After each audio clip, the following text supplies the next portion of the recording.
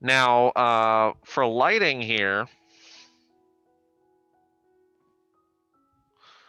like I don't have the pro settings that I did when I did the Sketchfab demo. So there might be some pro stuff that you guys could look into on that 1.3 activity for that video.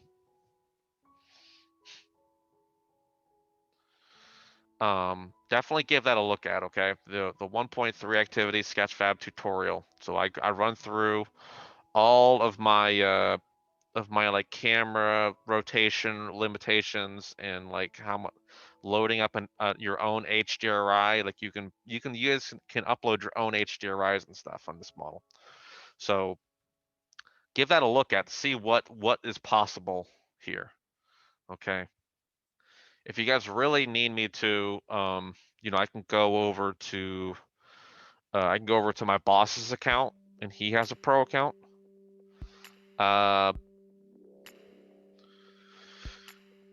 Yeah, he has a pro account of Sketchfab, but he doesn't have anything in there that I would like light or model though. So it's just like a lot of it is like sculptures, not something that I would have textures to actually light and stuff. Okay.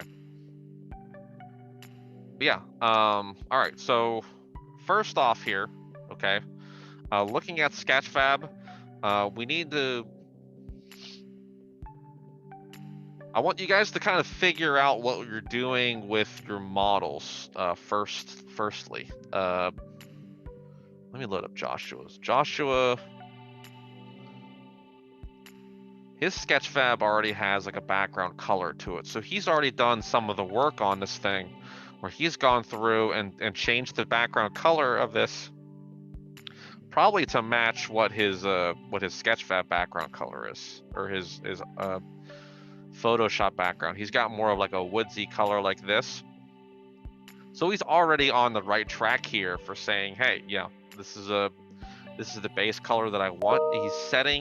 You're setting the mood with just the background color. Okay, so again, that's honestly I think that's step number one, is just background color. I don't recommend like environments or anything like that either.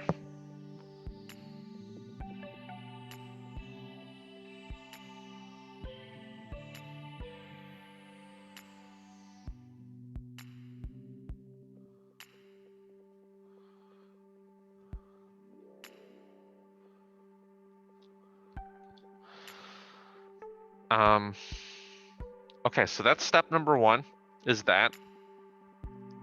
Let's move on to lighting now. Okay, so exactly, yeah, that's a good point, Travis. You guys when you guys put colors on your model, it's a way of you telling the viewer what the mood of the piece is. Okay, so if you want this thing to feel soothing, you're probably going to use more blues. You're going to, you see on my portfolio, I've got a lot of blues in my background. It feels more spacey though, I feel like, but still, yeah, kind of soothing though, right? Chill, soothing, nothing dramatic. Right now, like this background color here kind of describes, it makes me feel kind of icky because it's green. It's a lot of greens in there. It's really earthy, very dystopian. So you feel like you're in Fallout or something. This is apocalyptic kind of feel. So it's just like people are not comfortable. It's an uncomfortable feeling. So this is a discomfortable color to kind of portray to people, right? So I mean, people naturally associate colors to things. I know some of that is cultural too, and some of it is some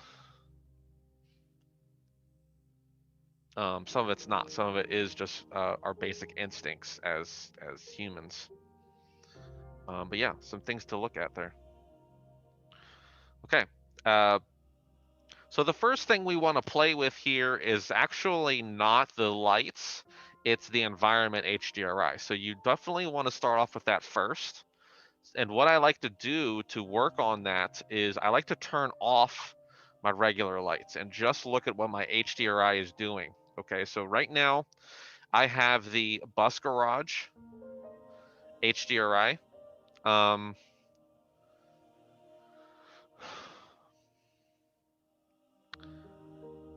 You probably don't have that one in. Oh, it is. It's right here. You do have Bus Garage. That's why it's still in. A lot of the stuff, a lot of the HDRIs that you guys have in Substance Painter are right here in Sketchfab too. They're using the same ones. So you can find those common HDRIs and start off with that, okay? But yeah, I mean, Bus Garage, Urban. If you do have the Pro account, you can upload your own manual ones though. If you have more than these, but these will do. Definitely do not use Studio though. Okay, Studio lighting is very dramatic. It's more. It's not PBR basically. Okay, that's what I'm gonna get down to right there. Is it's really not realistic PBR. It's more for like advertising. If you were trying to sell like a watch, that would be what you would want to use studio lighting for. Okay, but we want to think of things more natural. You know, if this thing is gonna go into some game. Okay. Figure out your orientation on this guy too. You can rotate this guy around. If you don't know what the lighting's doing exactly, you can actually set it as the background to get it started. You can come over here to environment and tell it to not be ambient like this. And you can rotate that light around so you see, you know, hey, if I want some yellow, if I want some little patches of yellow on my model, I'm going to rotate the sucker around so that I'm getting little tiny lights of yellow right here. Okay, so now I have my orientation figured out. I know where my shapes are. Move it around the way that you like it. You can definitely see probably my yellow is probably getting affected right over here on my bronze, my brass, whatever material that is. Since it already is that color, it's bouncing the lighting off of that color even more. So great setup there. We can increase the brightness of this thing and the darkness of it. This is the actual brightness and darkness of the HDRI.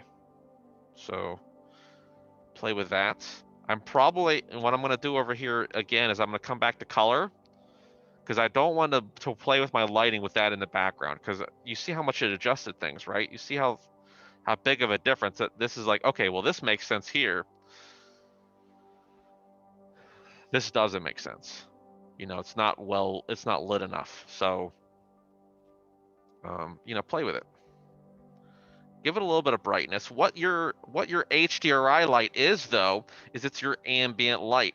This light right here should be filling your model up with basic information so that we don't get like black shadows on our model, basically, where we have no information visible at all on it.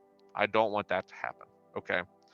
And we also have shadow and shadow bias with light intensity over here too. So play with this.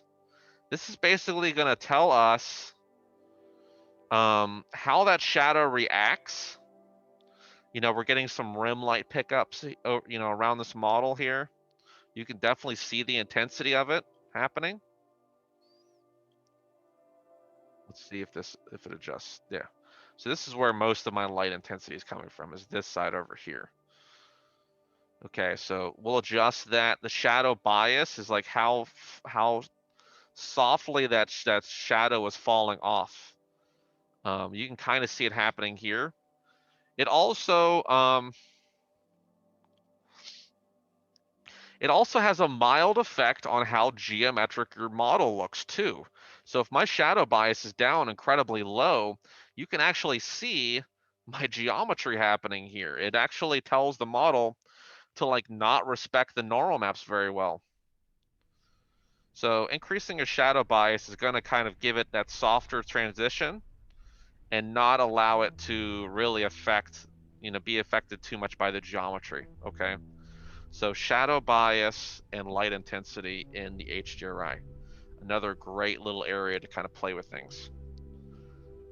So this is just my base. This is just my base lighting. Okay. We're not getting into the dramatic stuff yet. We want this thing to have just like a good, you know, a good overall tint to it, and just a, you know, a subtle amount of details.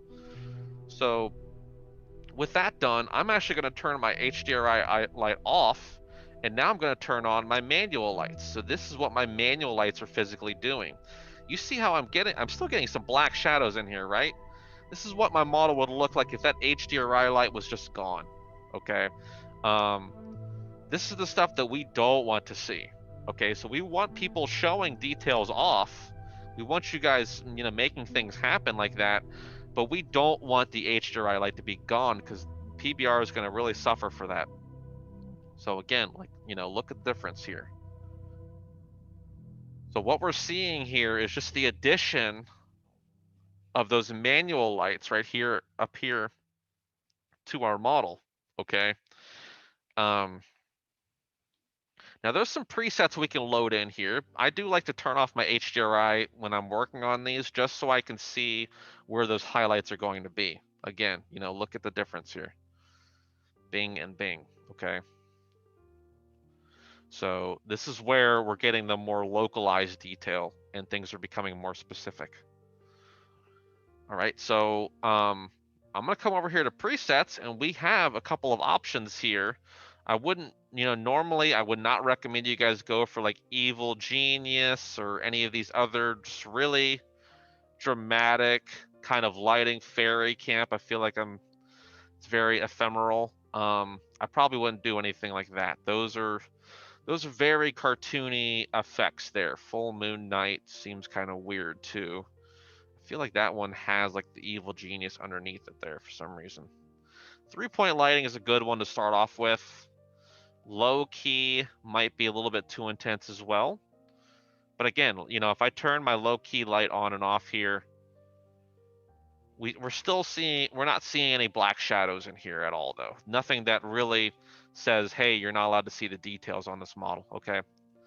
That's really what I want to get out of you guys though, is all of that stuff.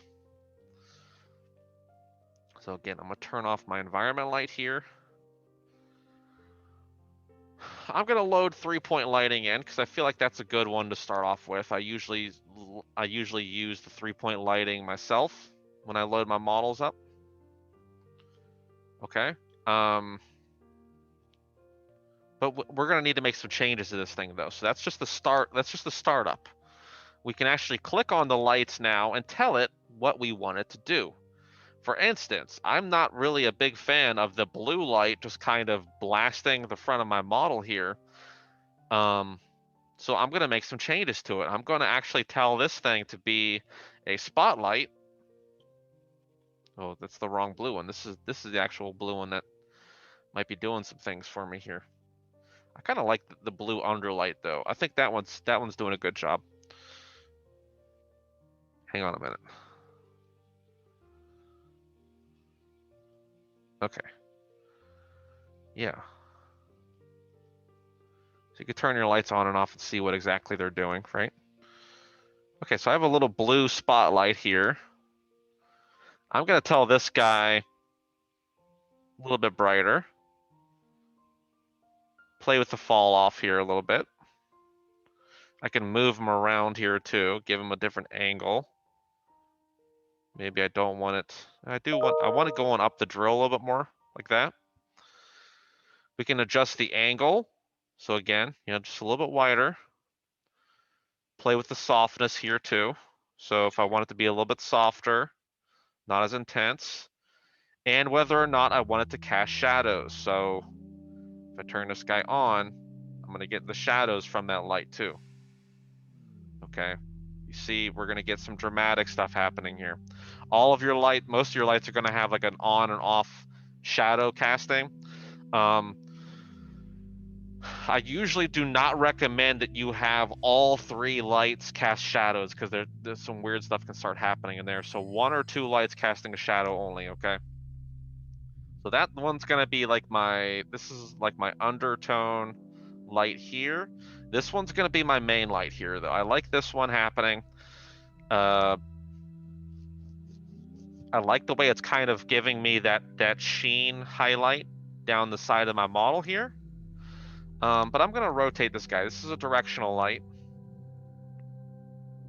I think I need trying to just get a little bit more of this drill over here happening. So that makes things a little bit better. We'll see what it looks like casting shadows here too. You see the difference? Casting a mild shadow on the model.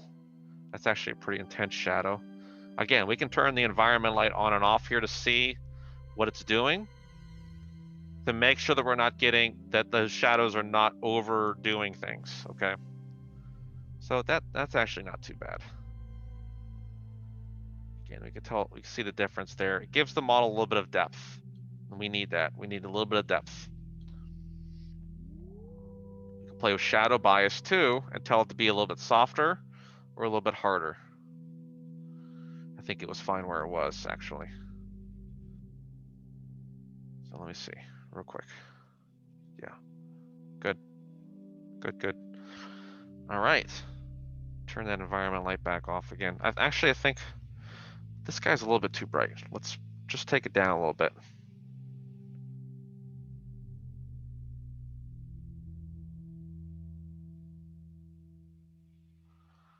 All right. There we go. That'll get the job done, just like that.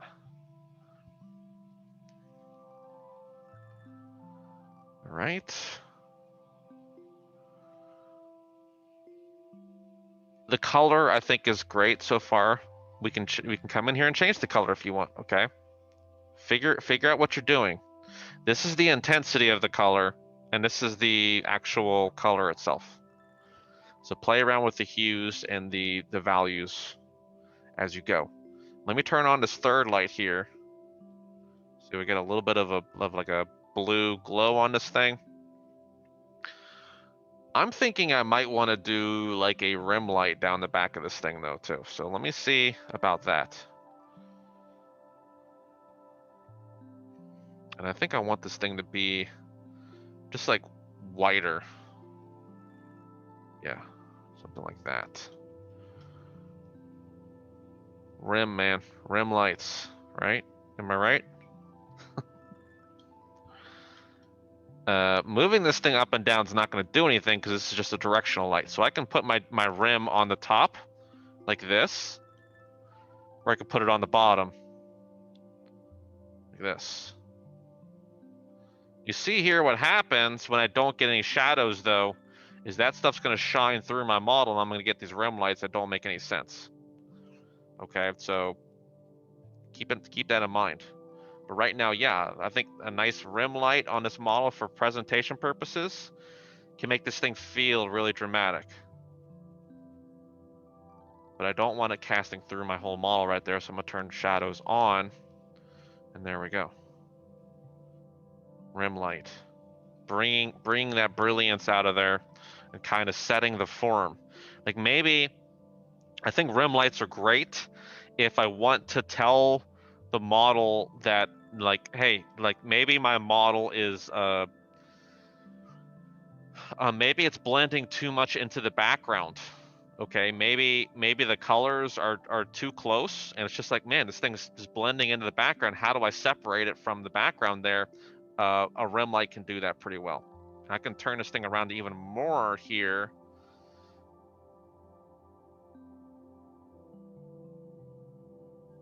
You see how I'm picking up just a little bit more of the front of my model, picking up a little bit more of these highlights here. If I rotate it back, then I'm losing more of those highlights. So I'm just kind of going back and forth between that. And it's letting this thing kind of stab these shapes out. So a little bit of rim light here, not too bad, right? Now I'm kind of breaking my rule here by having all of these lights cast a shadow. So maybe one of these guys might not need a shadow. This one doesn't seem too important right now. I don't know. It's something you're gonna have to play with here, okay? So here's the deal. I mean, right now, this guy looks pretty good from this view, I think, right? We can turn the environment light on and off to see the difference between that. Maybe my environment light's a little bit too bright now. Maybe I can darken it up to kind of get just a little bit more darker value out of it. As long as I'm not getting any dark shadows though that are pitch black. That's really what I'm shooting for here, okay? So I think we look pretty good from this view. Unfortunately, if I move over here, I'm not looking so great from this view, right? Because my rim light is just completely tackling my model on this side. So I don't want that to happen. So something I'm gonna do here is I'm gonna tell this model, I'm gonna try this, see if it works. I'm gonna find that rim light down here, this guy, the big offender, and I'm gonna say, I want you to attach to a camera. So when I rotate the model around, that rim light goes with the camera instead of blasts my model out. Okay? I could do that for my whole lighting rig here. So instead of me moving this guy around and getting that blasted side, that rim light stays in place and doesn't affect my model from the other view. I realize that the previewer doesn't exactly. No, wait, yeah, it's doing the right thing. You see how it never changes directions. It does a little bit when I go up and down, but left and right, it kind of keeps the same thing going. Okay? So, figure out what you want your model to do. Maybe this one needs to do the same thing. Maybe this one needs to rotate that green around with my model, and there we go. Now I have an equally interesting shot, but my spotlight's staying in the same spot, though. I think that's a good setup, right?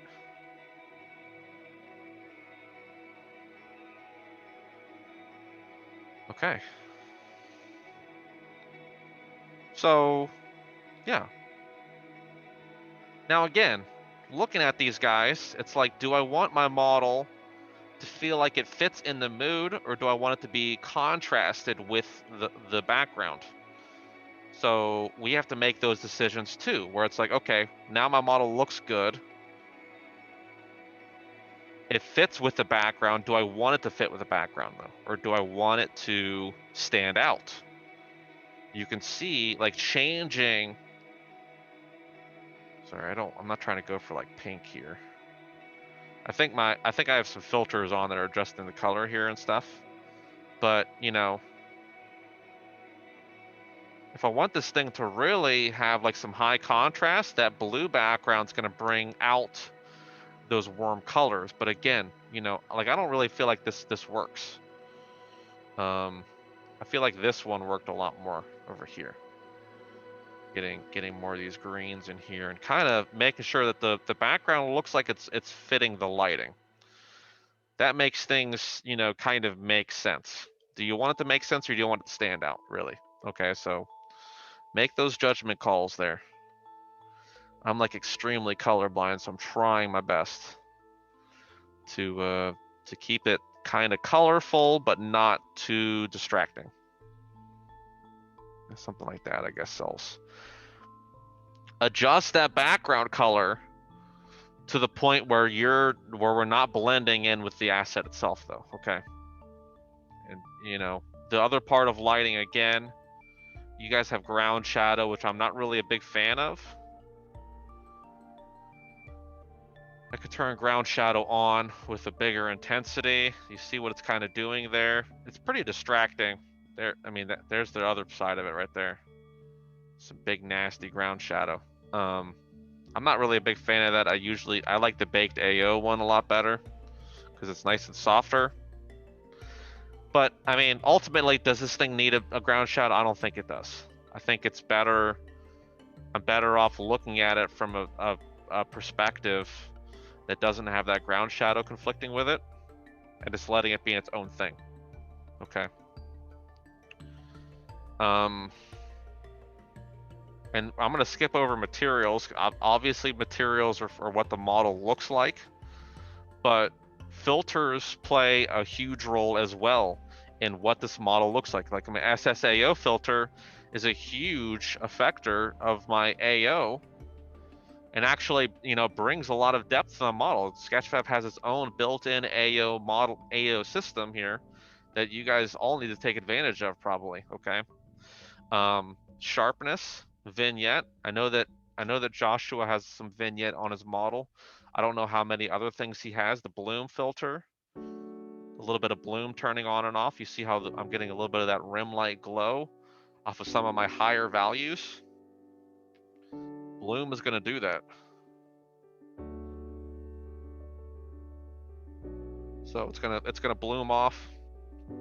It's gonna try to grab emissives first though. So if you have any glowing parts of your model, like a light bulb, it's gonna grab that part first and bloom off of it.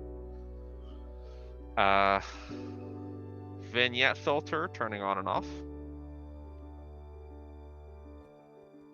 Sharpness. So if my details are coming in really pixelated or really soft and blurry, I might want to put a sharpness filter on this thing and crank it up so that these details start to look more intense.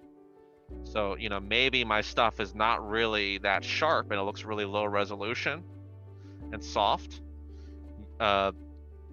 This happens too, because like Substance Painter, every map that you're going to put inside of Sketchfab is going to turn into a JPEG because it has to compress that information down. So your stuff is going to lose a little bit of resolution when you do that.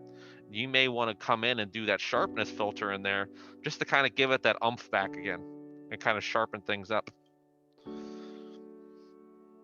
So that's what sharpness is going to do. But you see here, I mean, it does do a lot of high contrast chopping happening here, and it does heavily play around with the values and emphasis of things. So be very gentle with that.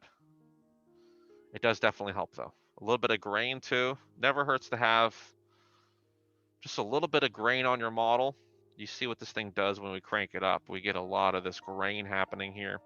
But again, you know, if our maps are getting compressed down, we might lose a little bit of grain. So having a little bit of grain on our model just makes it look a little bit grungier and dirtier, but more realistic at the same time. Okay, so just a little touch of grain. It just adds a little bit, just a little bit, some of those really fine-tuned details. Don't animate it either. We're not animating this thing to look like we're on old-time television. And you have tone mapping and color balance too. You guys can play around with the colors of your shadows, the colors of your highlights, the colors of your midtones. You can adjust how bright the overall composition is and how dark it is. That's probably one of the bigger ones that I was looking at there.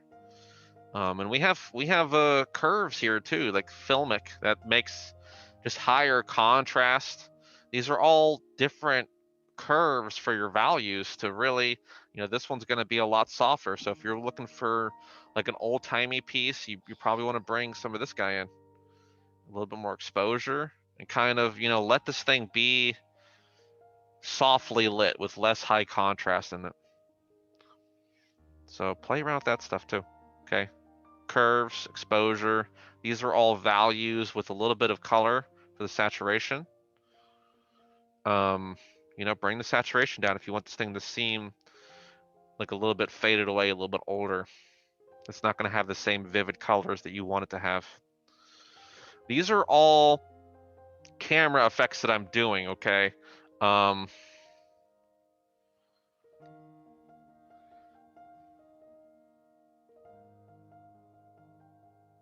film grain, you blur the light areas and sharpen the dark areas.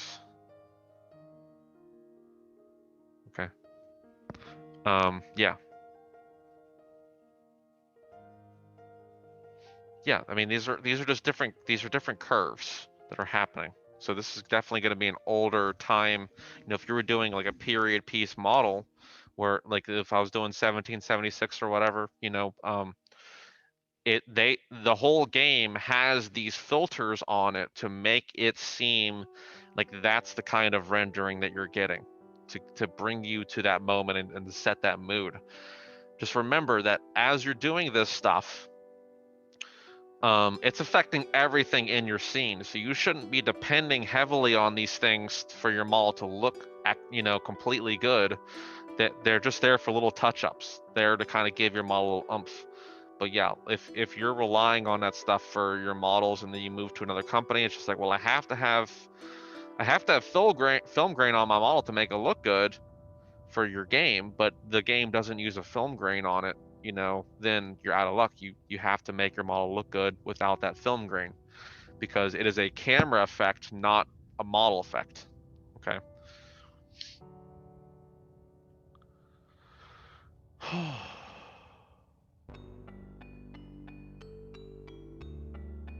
I'm out of breath. That's pretty much lighting though. You save your view, and it's gonna save all your settings and lock you in on that camera. And that's what you got. Okay, I'm gonna exit. I don't want this stuff to save right now. I definitely went for like an edgier look to this thing.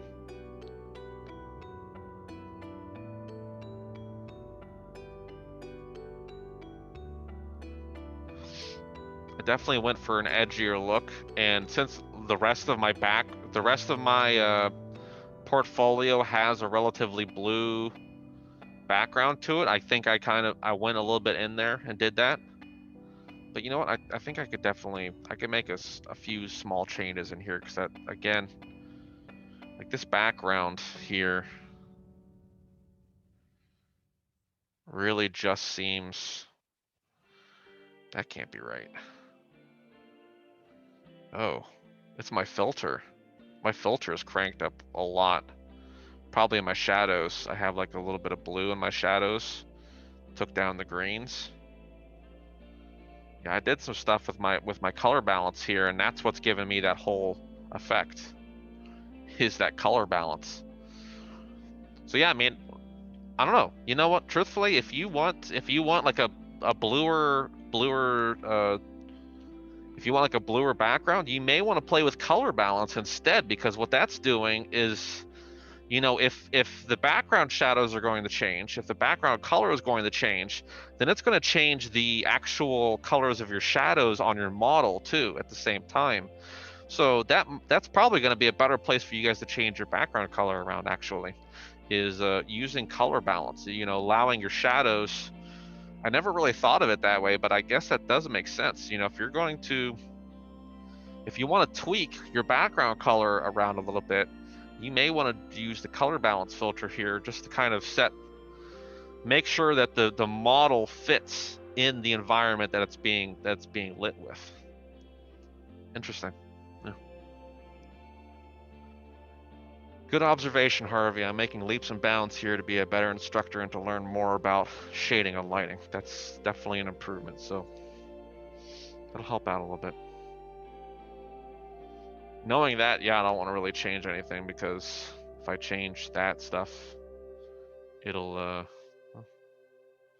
can still play with it a little bit. Do you guys have anything else? Antonio, Mason, Travis? I saw Joshua come in here and he kind of didn't make it all the way.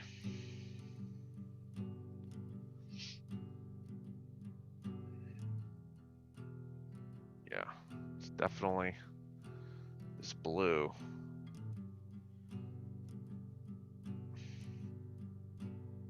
I don't know, let's try 44 instead.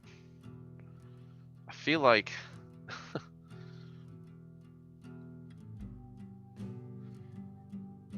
what I did have was just a little bit too much.